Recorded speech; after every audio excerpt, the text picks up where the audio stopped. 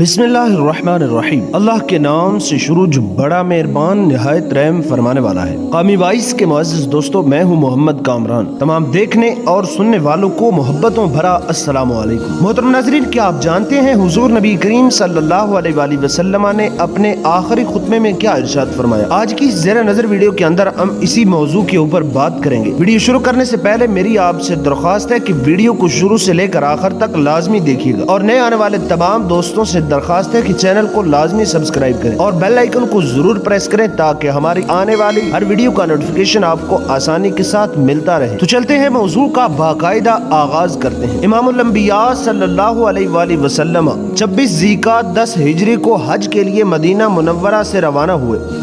5 ज़िलहज को मक्का मुअज़्ज़मा पहुंचे और 9 ज़िलहज जुमा के दिन अरफात के मैदान में तकरीबन 1,24,000 सहाबा कराम के सामने खुतबा इरशाद फरमाया। ऐ लोगो, अल्लाह ताला फरमाता है कि हमने तुम्हें एक मर्द और एक औरत से पैदा किया, तुम्हारे खानदान और कबीले बनाए ताकि तुम एक दूसरे को पहचानो। बिलाशुबा अल्लाह के नज़दीक काबिल तकरीम वो है जो सबसे ज़्यादा परहेज़गार है। तमाम तारीफ़ें सिर्फ अल्लाह ताला के लिए हैं। हम उसी की हम्द करते हैं और उसी से मदद तलब करते हैं और अपने गुनाहों की माफ़ी चाहते हैं। मैं ऐलान करता हूँ कि मोहम्मद सल्लल्लाहु अलैहि वसल्लम उसके बंदे और रसूल हैं।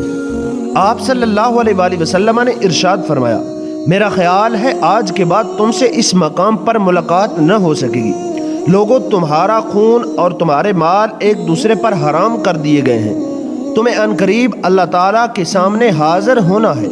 खबरदार, मेरे बाद गुमराह न हो जाना।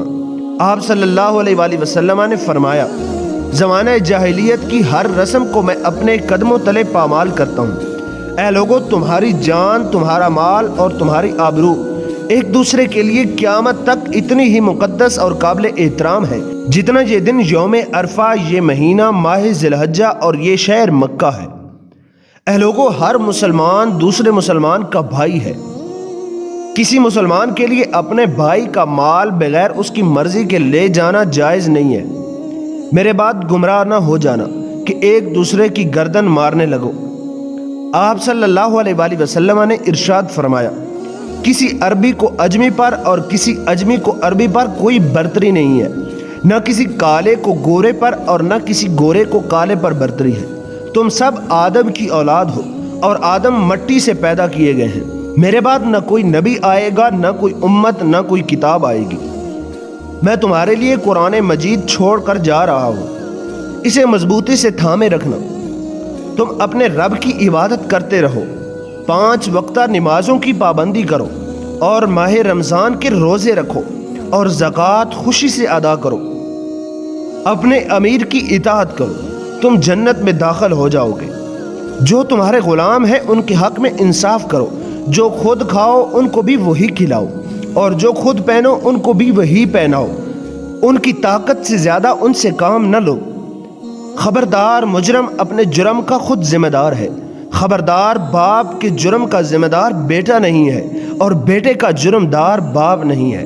और जब आप सल्लल्लाहु अलैहि वसल्लम खुतबे से फारग हुए तो ये आयत मुक़द्दसा नाज़िल हुई, अल यौम अकमलतु लकुम दीनकुम व अतममतु अलैकुम निअमती व रदीतु अलैकुमुल इस्लाम दीना।